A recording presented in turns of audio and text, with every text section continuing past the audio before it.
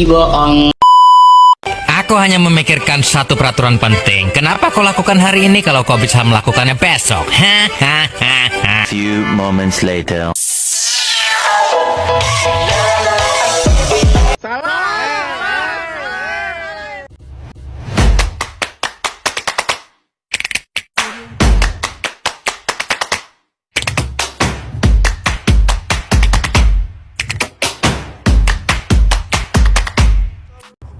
Hai semuanya, apa kabar kalian semua? Saya harap semua dalam kondisi sehat ya. Oke teman-teman, di sini kami akan mempresentasikan tugas kami yang diberikan oleh Miss Christine. Saya Liliana dengan NIM 292525503 dan saya di sini akan mewakili kedua teman saya, di mana yang namanya satu Herlita dengan 292025-067 dan Jessica Anggun, Meiliana dengan NIM 292025-033. Oke teman-teman, di sini kami akan membahas tentang globalisasi. Nah, di materi kami kali ini kami akan menjelaskan tentang pengertian apa sih itu globalisasi, terus bagaimana prosesnya, terus apa saja yang termasuk dalam aspek-aspek globalisasi, dan yang terakhir itu kami akan mendeskripsikan pengaruh globalisasi terhadap kehidupan bangsa. Oke, yang pertama kita masuk dalam globalisasi. Nah, teman-teman, globalisasi itu banyak ya pandangannya menurut para ahli. Jadi di sini kami hanya mengambil satu, yaitu pandangan menurut Emmanuel Richard. Oke, menurut Emmanuel, globalisasi itu adalah jaringan kerja global yang mampu menyatukan masyarakat yang awalnya itu terisolir menjadi berketerkaitan antara satu dan yang lainnya. Nah, dengan dia saling berketergantungan antara satu dan yang lainnya, ini tuh menimbulkan persatuan di dunia. Nah, kita akan menyimpang sedikit tentang sejarah globalisasi singkat. Oke, teman-teman, globalisasi itu masuk pada zaman kuno melalui perdagangan sutra. Namun, globalisasi itu sangat berkembang pesat sejak revolusi industri dengan munculnya teknologi mesin, transportasi, dan komunikasi yang semakin modern. Oke teman-teman, kita masuk pada tahap proses terjadinya globalisasi. Nah teman-teman, globalisasi itu terjadi melalui 4 tahapan. Yang pertama itu, manusia mulai mengenal perdagangan internasional.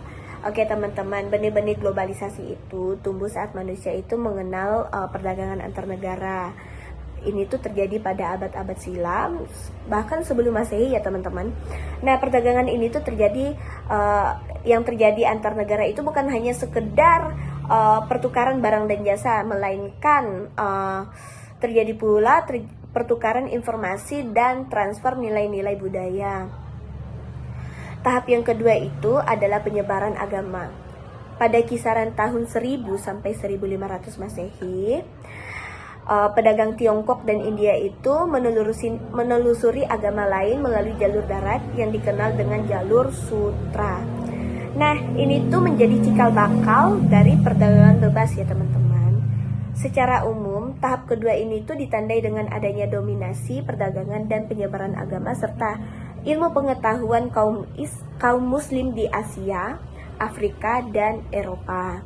Nah, kaum muslim ini itu teman-teman, dia itu membentuk jaringan perdagangan yang meliputi Jepang, Tiongkok, Vietnam, Indonesia, terus tuh Malaka, India, dan Persia, pantai Afrika, timur laut tengah, terus Valencia, serta Genoa.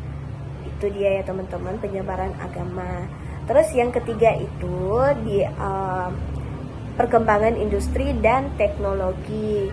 Pada tahap ketiga ini, proses globalisasi itu terjadi dengan tanda-tanda kebangkitan bangsa-bangsa Eropa dalam menguasai ilmu pengetahuan dan teknologi.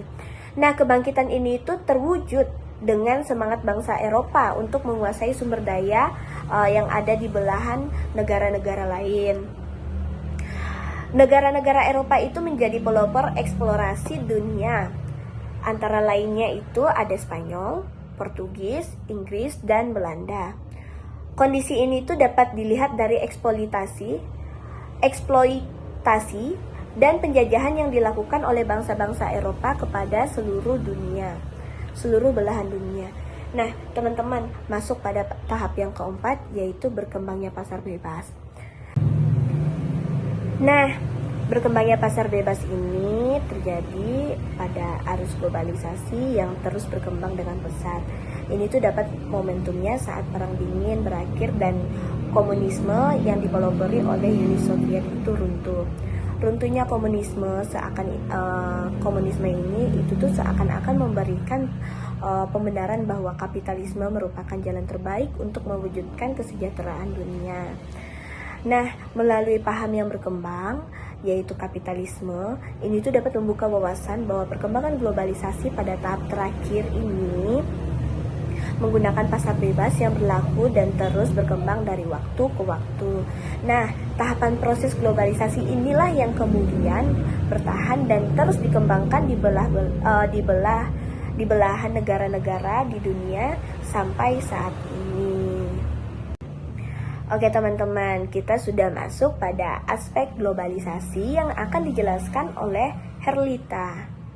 Halo teman-teman dan Miss, saya Herlita. Sama seperti yang dibilang sama teman saya Lili, saya di sini mendapat tugas untuk menjelaskan aspek-aspek globalisasi. Seperti yang dijelaskan oleh teman saya Lili, prosesnya globalisasi.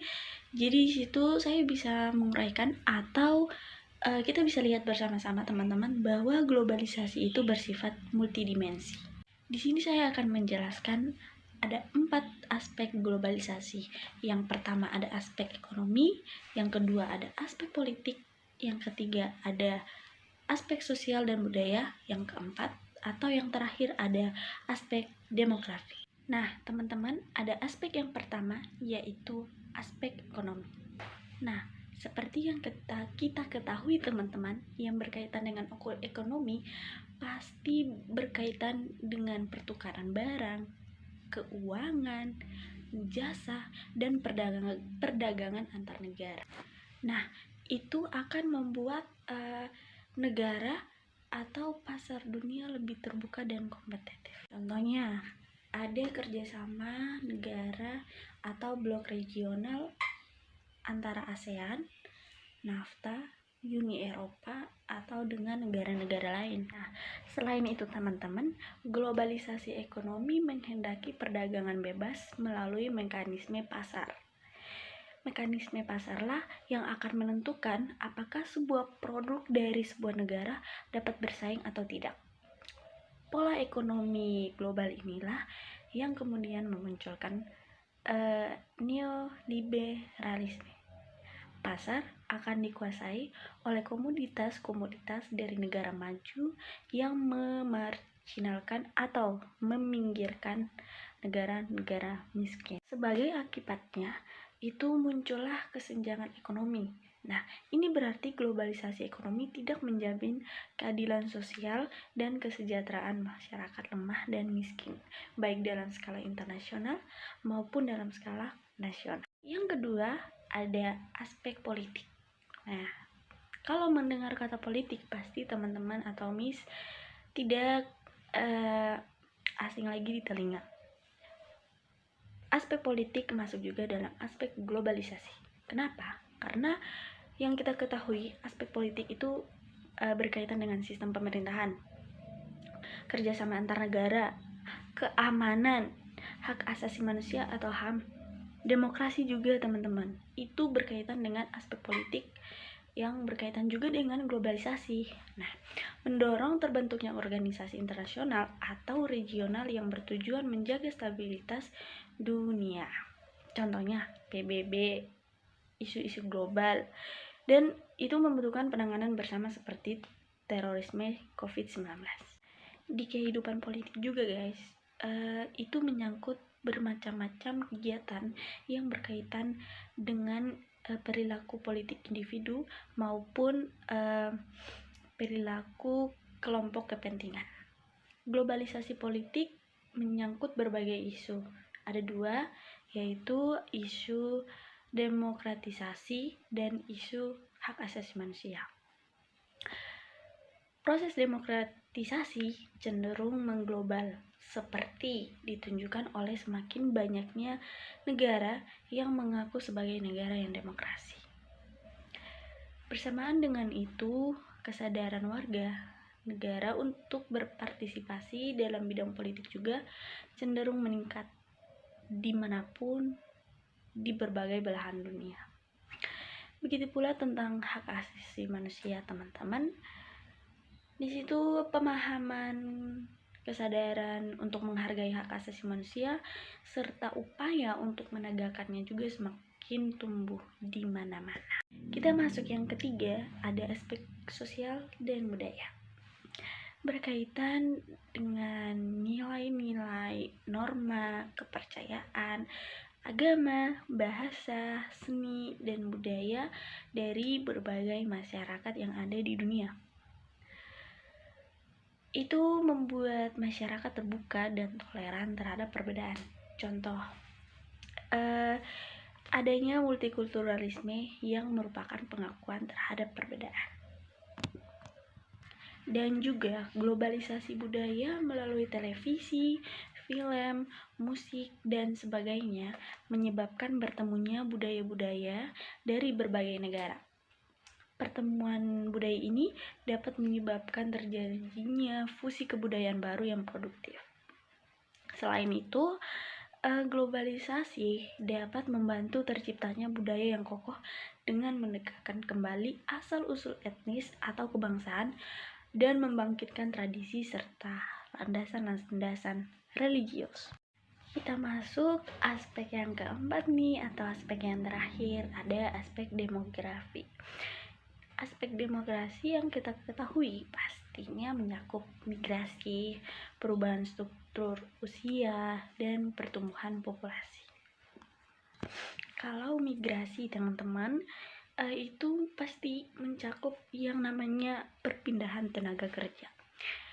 Itu orang-orang berpindah antar negara atau migrasi untuk mencari peluang ekonomi dan pekerjaan yang lebih baik. Dia merasa di negaranya itu peluang kerjanya itu atau pekerjaan yang dia lakukan itu kurang baik. Nah, dia pergi ke negara lain untuk mencari pekerjaan yang lebih baik. Yang kita dengar akhir-akhir ini tuh kayak TKW. Atau contohnya arus pekerja migran dari negara berkembang ke negara maju. Begitu guys. Kalau perubahan struktur usia atau umur itu pastinya mencakup penuaan populasi global. Kenapa? Nah, di banyak negara maju kan dan beberapa negara yang berkembang terjadi penurunan angka kelahiran dan peningkatan harapan hidup atau berkat kemajuan kesehatan dan nutrisi global mereka. Itu mengarah pada populasi yang menua. Fenomena ini menimbulkan beban pada sistem pensiunan dan layanan kesehatan. Mungkin sekian penjelasan tentang aspek-aspek globalisasi dari saya. Habis ini akan dilanjutkan oleh teman saya Jessica yang akan menjelaskan pengaruh globalisasi terhadap kehidupan bangsa serta studi kasusnya. Oke teman-teman, sebenarnya bagaimana sih globalisasi mempengaruhi kehidupan bangsa kita? Nah, ternyata globalisasi itu sangat-sangat mempengaruhi. Misalnya dalam cara kita berbelanja, berkomunikasi, bekerja, dalam transportasi, bahkan dalam kita berpikir. Contoh nyatanya, sekarang kita bisa membeli barang dari luar negeri melalui aplikasi-aplikasi yang sudah ada, seperti Shopee, TikTok Shop, Lazada, dan lain-lain. Begitu juga dalam komunikasi. Sekarang banyak aplikasi-aplikasi yang sudah tersedia. Contohnya ada WhatsApp, Zoom, Google Meet, sehingga kita bisa terhubung dengan orang-orang dari negara manapun di dalam hitungan detik. Nah, di dalam transportasi juga, kita sudah berkembang dengan sangat cepat. Kalau dulu kita masih berpergian dengan menggunakan kuda, becak, dan lain-lain, tapi sekarang sudah ada motor, sudah ada mobil, dan kereta. Dan ketika dulu ingin berpergian ke tempat yang jauh dan harus ditempuh berhari-hari, namun sekarang sudah bisa ditempuh dengan waktu yang singkat, yaitu dengan pesawat. Nah, teman-teman, globalisasi juga mempengaruhi cara hidup masyarakat karena kita juga membuka akses yang sangat luas terhadap informasi, teknologi, dan budaya dari berbagai negara. Akibatnya, pola konsumsi masyarakat menjadi berubah. Orang-orang lebih cenderung memilih barang-barang luar negeri, mengikuti tren-tren global, dan berbelanja melalui platform digital. Gaya hidup kita pun juga ikut berubah. Misalnya, cara kita berpakaian, cara bekerja, hingga cara liburan. Karena kita mendapat banyak inspirasi dari budaya asing dan negara-negara lainnya.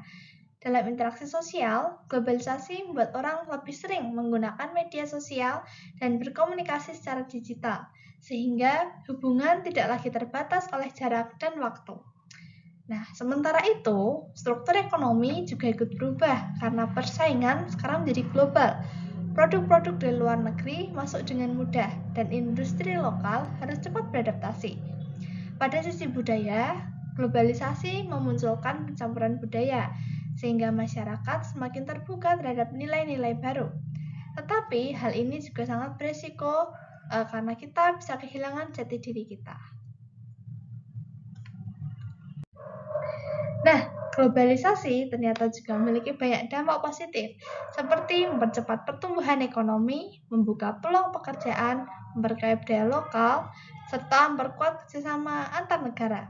Contoh nyatanya bisa kita lihat, masuknya perusahaan asing seperti Samsung, Honda, atau Toyota ke Indonesia membuka lapangan kerja baru bagi masyarakat, dan pertukaran budaya juga bisa terlihat dari makanan.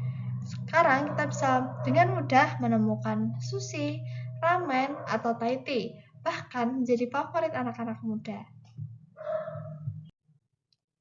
Walaupun globalisasi membawa banyak manfaat, namun globalisasi juga menimbulkan ketimpangan, terutama antara negara maju dan juga negara berkembang.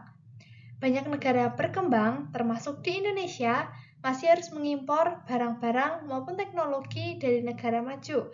Contohnya dari Jepang, dari Amerika, maupun dari Cina, karena ternyata kita belum mampu memproduksinya sendiri. Selain itu, produk-produk luar negeri juga lebih mudah diminati oleh masyarakat karena cenderung harganya lebih murah. Sedangkan UMKM lokal terkadang kalah bersaing karena mereka juga harus membayar pajak. Teman-teman, di sini kita mengambil studi kasus mengenai larangan thrifting di Indonesia. Nah, yang pertama, kita akan bahas dari sisi komunikasi. Ternyata media sosial membuat tren fashion luar negeri cepat viral di Indonesia, sehingga diikuti oleh banyak anak muda. Biasanya tren tersebut viral melalui aplikasi seperti TikTok, Instagram, YouTube, dan lain sebagainya. Dan yang kedua, kita akan bahas dari sisi teknologi. Sekarang kemajuan toko online dan sistem pengiriman ternyata dapat mempermudah masuknya pakaian bekas dari luar negeri ke dalam Indonesia.